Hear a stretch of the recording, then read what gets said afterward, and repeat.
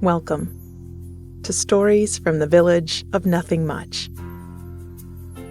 Like easy listening, but for fiction.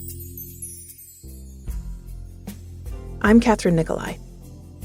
I write and read all the stories you'll hear on the Village of Nothing Much. Audio engineering and sound design is by Wittersheim.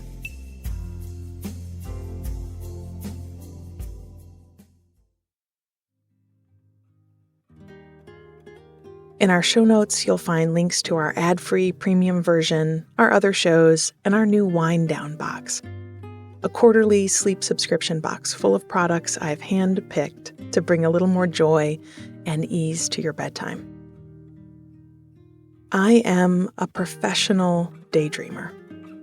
Yeah, I don't know how I landed this gig either. It's honestly the best. I think we see the need for kids to have storylands to drop into, but we don't really consider that need once we've grown up. And it can be therapeutic and enjoyable.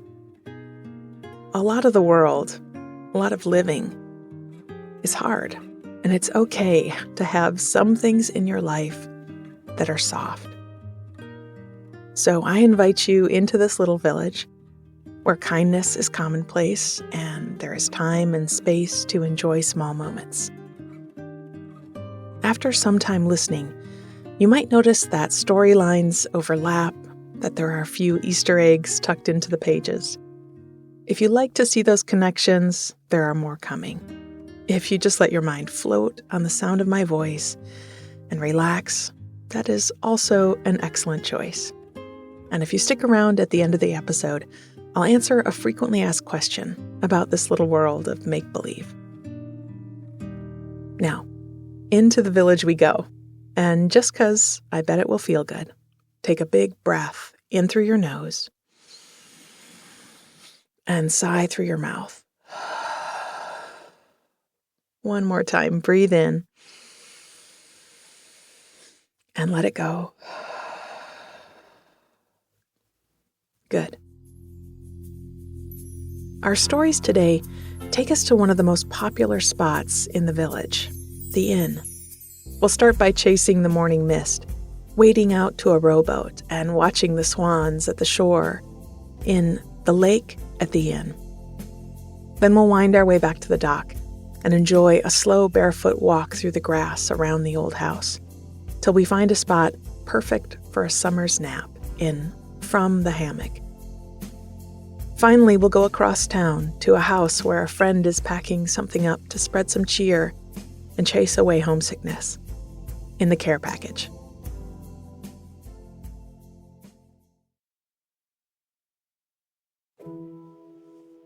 The lake at the inn. Mist was thick in the trees. It shifted slowly through the backyard, clinging to the towels I'd forgotten on the clothesline the night before. It made the air thick and sweet-smelling, like deep woods, like when you're so far into the forest that there isn't a bit of man-made anything anywhere around you, and you breathe in the layered scents of fallen trees and grasses and hidden pools of water. Watching the mist recede through the hedges made me want to chase it. I thought suddenly of the lake at the end of the lane, wondering if the fog was still thick on its surface. I was tying the laces on my sneakers a few moments later and pulling the screen door closed behind me. Eager as a child, I raced down the drive and onto the dirt road. I liked the way the gravel and grit crunched under my soles, and whenever I found a larger stone in my path, I kicked it forward, skidding it along the surface, hopping it over the puddles and wheel ruts.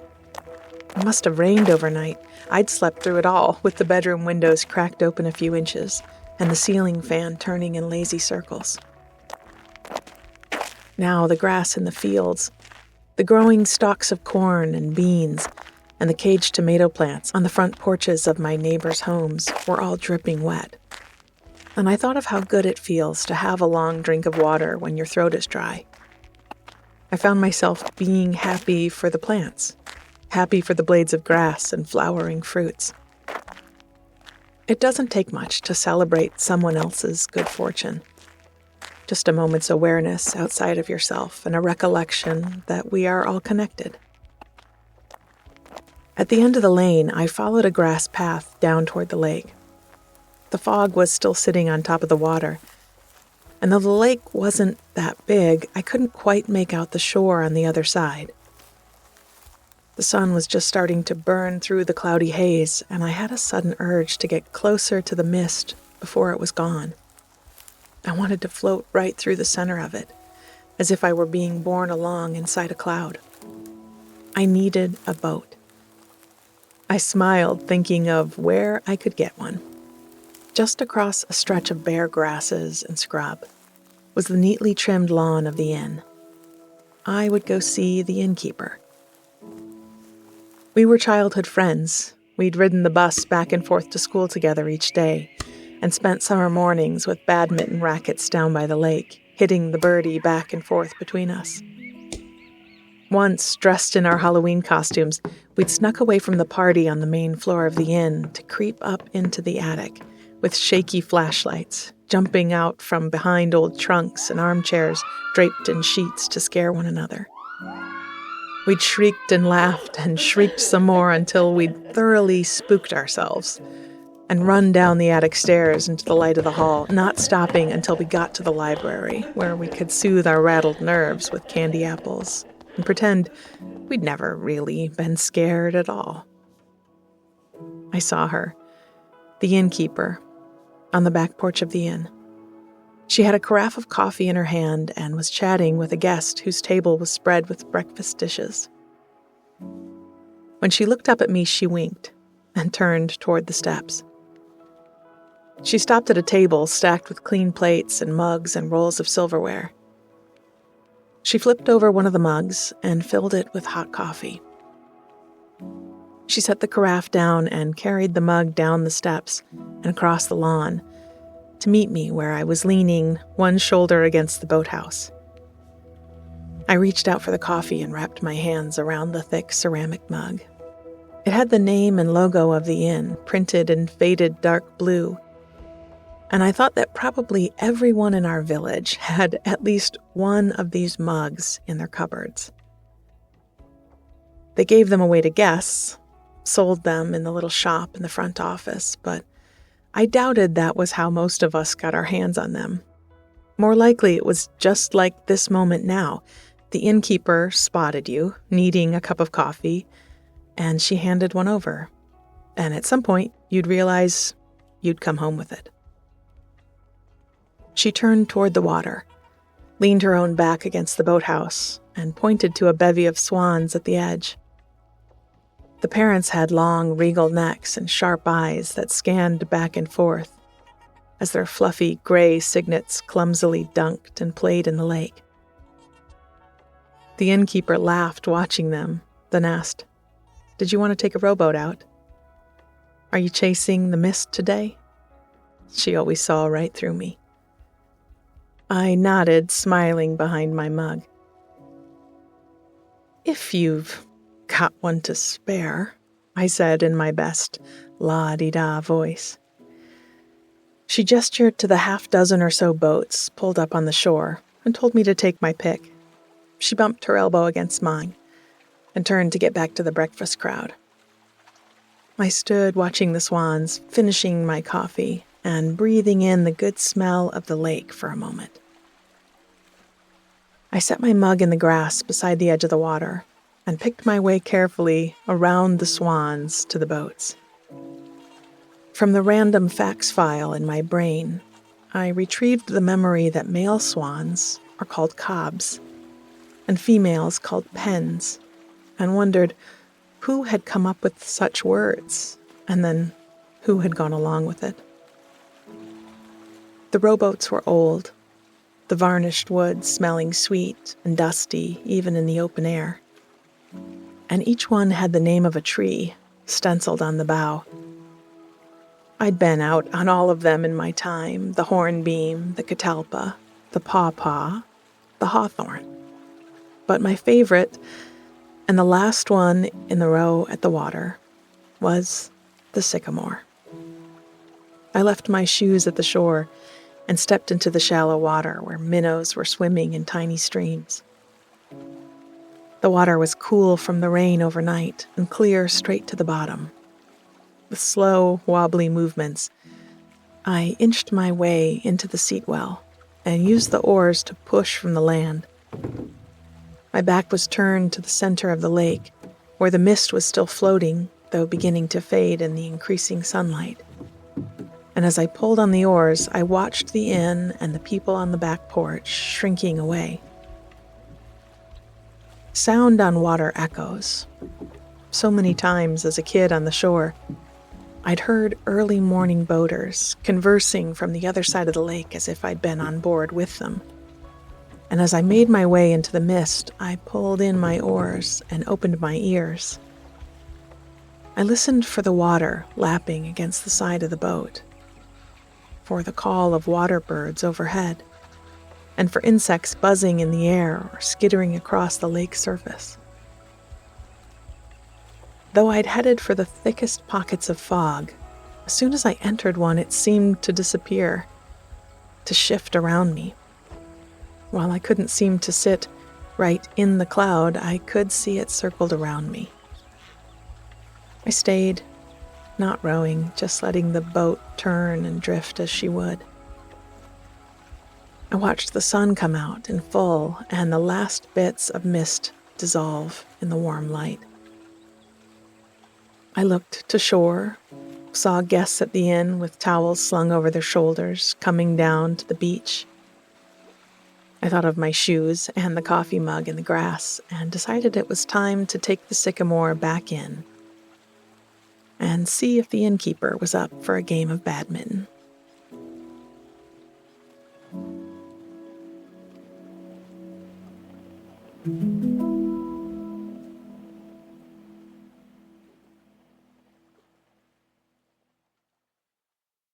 From the Hammock.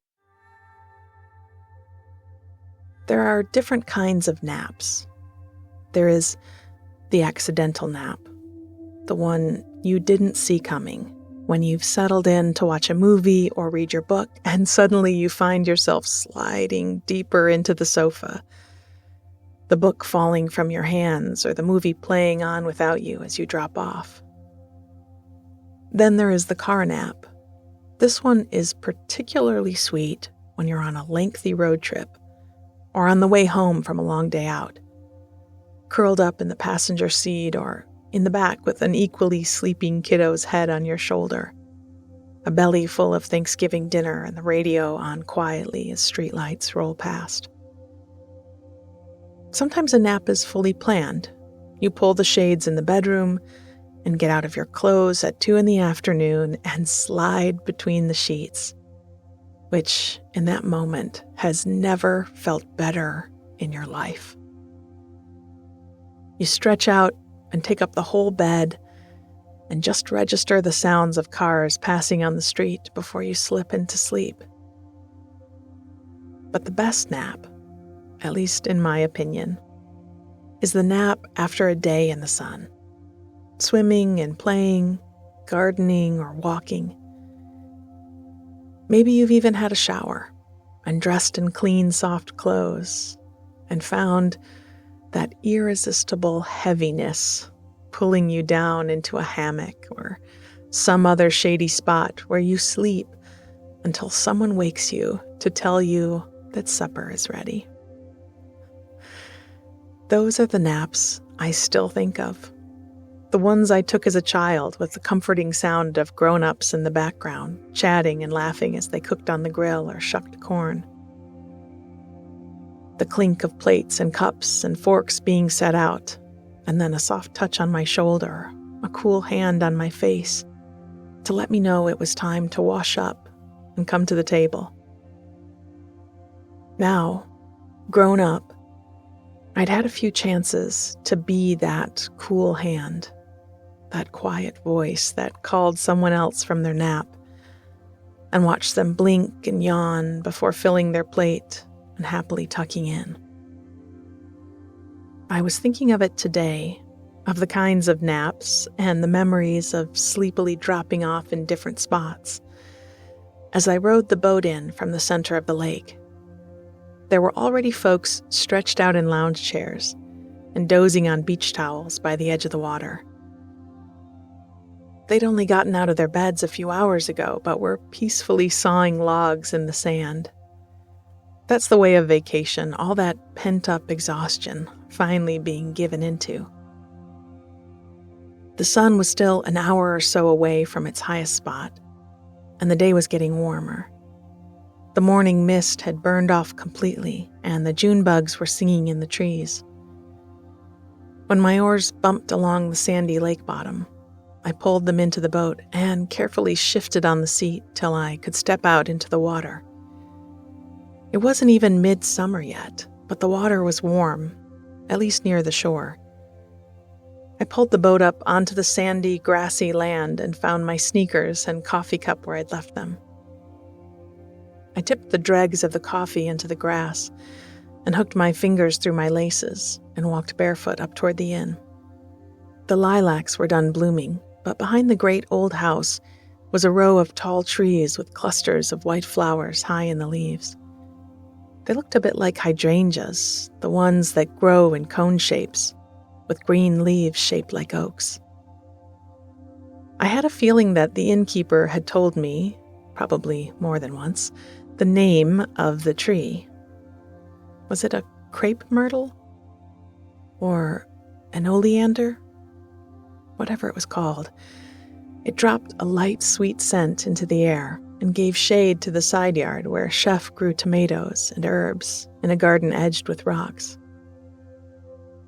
I guessed I was looking for the innkeeper, to thank her for the coffee and the use of the rowboat, but I was in no hurry, so I decided to wander through the garden. There were a half dozen or so green tomatoes on each plant, and I rubbed their prickly leaves to smell their good tangy scent. In the herb garden, chive flowers, spiky and bright purple, were waving in the breeze, and I spotted thick mounds of oregano and tarragon and lemon verbena. The dill was already high, and I thought of all the lovely pickled things Chef would make before the summer was over. In the cool kitchen basement, there was a room of shelves behind the tiny wine cellar, and each one was full of neat rows of jarred pickles and vegetables. Okra, carrots, cucumbers, all mixed with dill and spices and tart vinegar. I'd often been called in to help when there was a bumper crop, trading my time and chopping skills for a basket full of jars to take home to my own shelves. Past the kitchen gardens, there was a bit of space for games. This is where we'd played badminton when we were kids. There was a croquet set, the rubber mallet ends stained green from many swings into the grass. The orange ball had gone missing years and years ago, and I have a vague memory that we were likely to blame. Perhaps we'd been chasing it down the hill with the mallets until one of us had knocked it out into the lake, and then we'd skedaddled before we'd been caught. Still, you can play just fine with 5 balls. Closer to the house, under the shade of an open umbrella, a checkerboard was laid out with a game in process across the squares. Probably a few kids had started it and then run off to jump in the lake. When they got tired of swimming, they'd wrap up in big beach towels and come back to battle it out some more. I turned the corner of the yard, stepping onto the big circle drive that led to the inn's front door. I peeked in to see if the innkeeper was standing behind her desk, with the big guest book swiveled around in front of her, or pulling a key from the numbered cubbies at her back, but the lobby was empty. I walked around the far corner of the house and to the other side. There were a few benches scattered here and there, facing down the slope to the water, where guests sat to watch the sun set and the fireflies come out. Among the trees were a couple ancient hammocks made from canvas and cotton, and smelling of the filtered sunlight they were stretched out in. I stopped to think, wait, does sunlight have a scent? But then I thought of the towels drying on the line in my backyard, of the way your skin smells when you've driven for a while with the window down and one arm stuck out into the wind, and realized that it certainly does. I had no reason not to sink down into a hammock and lay back and sling my feet up. No reason not to close my eyes to the blue sky and watch the afterimage of the day fade behind my lids. No reason not to drift and sleep. I had a feeling that after a while, the innkeeper who I'd been looking for would find me, would lay a soft hand on my shoulder and let me know in a low voice that there were sandwiches being served on the porch if I was hungry. I would be.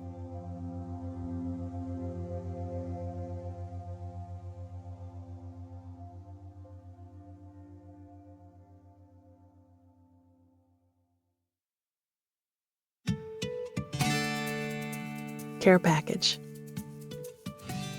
At summer camp, when I was 11 or 12, mail call was one of the most exciting times of the day.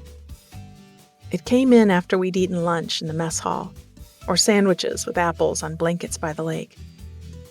We'd hike back to our cabins and stretch out on our bunks and wait for the mail call to come through.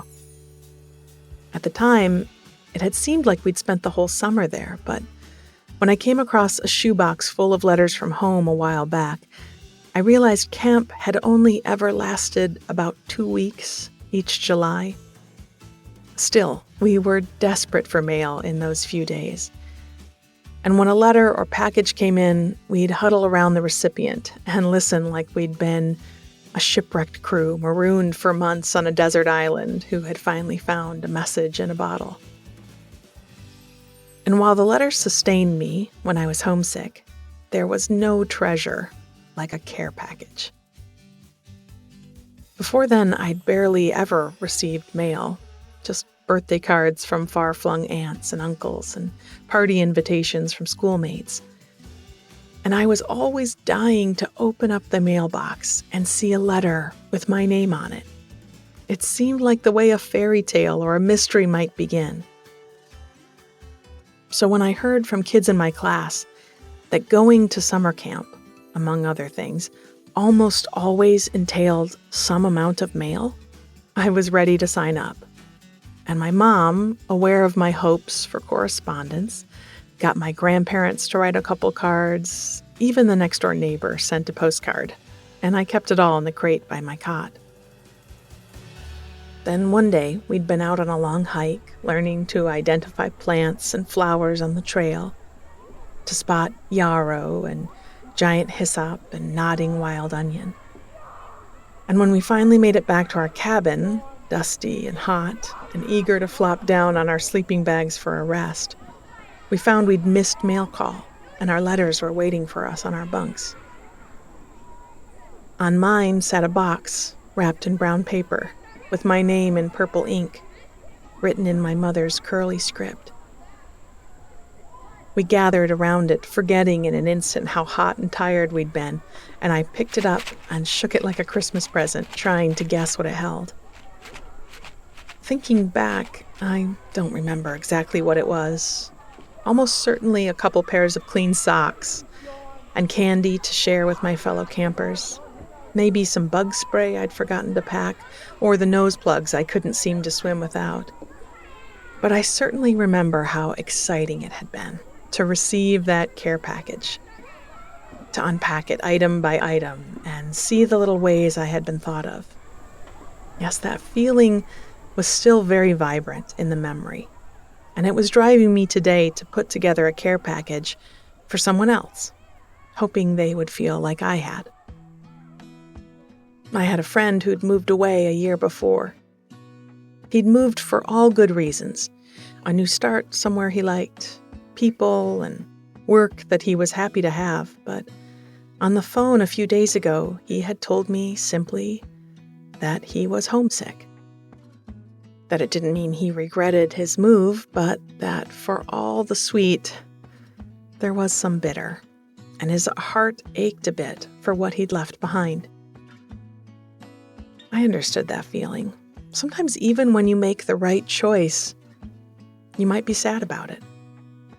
I had listened and he had talked, and I think just sharing how he felt had lightened the load. But this morning when I'd gone to the mailbox and taken out the envelopes with my name on them, I'd remembered the letters at camp, the care package from home, and thought sending along some treats might boost him a bit more.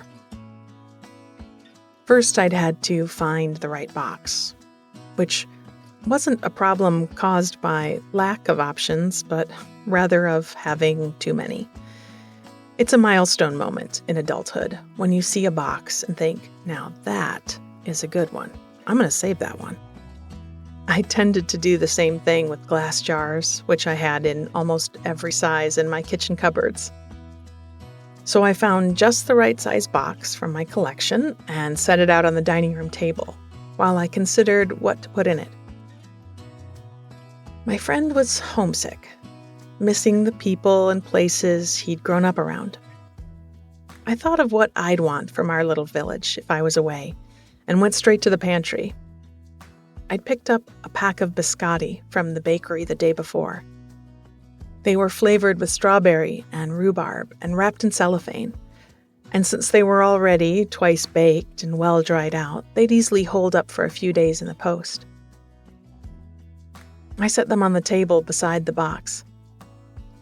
He'd want something to drink with those biscotti, and I went to the shelf by my electric kettle where I had an unopened package of coffee beans from the shop downtown. The house blend. That was the dark roast I knew he favored. Those would go into the box as well. On the table in the living room, I had a stack of local papers and newsletters and flipped through them, pulling out pages I thought he might like to read. There was a write-up on the spring musical at the high school, a story about the summer lecture series at the library, and a flyer for the neighborhood garage sale that was coming up, which included some funny and very neighbor-specific rules that I thought would make him chuckle. The stack went on the table beside the cookies and the coffee. What else should I add? I doubted he needed clean socks like I had at summer camp. I put in a bookmark from the library that had come with the most recent stack of books I'd checked out, a few cones of incense I'd bought at a maker's market that smelled remarkably like the woods outside of town, and a Polaroid I'd taken from the top of Crow's Nest Trail that looked out over the lake. I wrapped the fragile pieces and wrote a note, sending my love along with the bits of home, and sealed them all up in the box. I rooted through the junk drawer till I found a purple pen to write his name and address with. This bit wouldn't mean anything to him. It just felt like a way to extend the magic that had once been given to me. I hoped the package would arrive on his doorstep at just the right moment, that he'd forget anything that had been wearing him down, and he'd feel cared for and thought of. It was a small thing, but something we all deserved.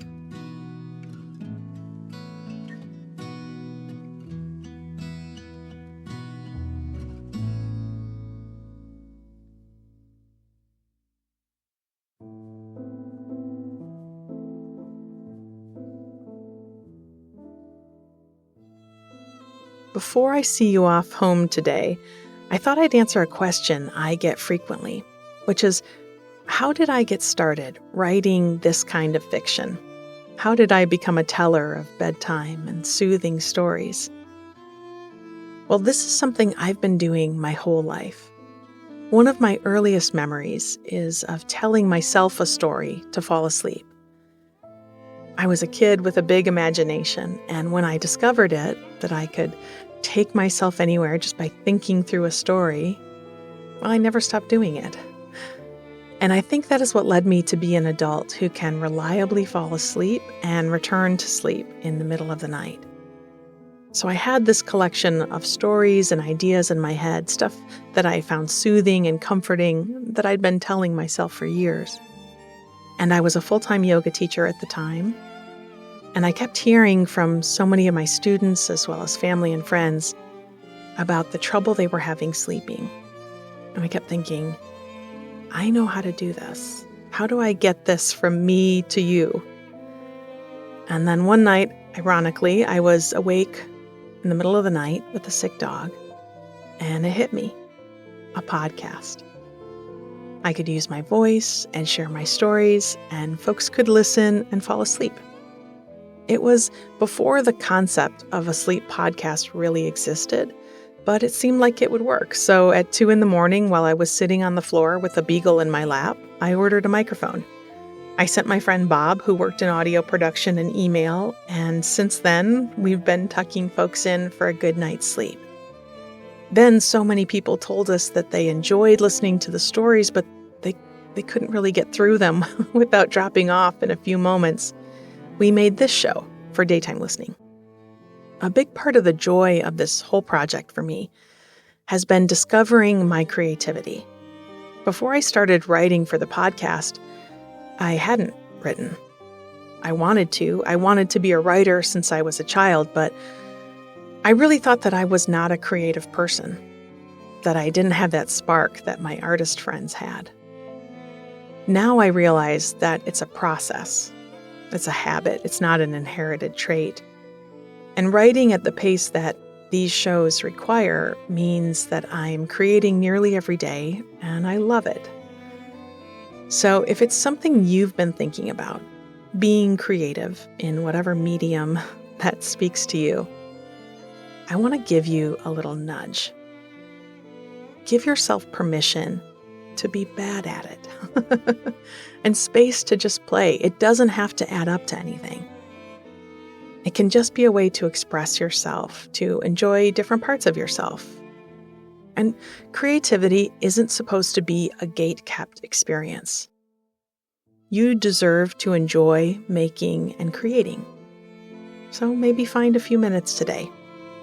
I promise, you can't do it wrong.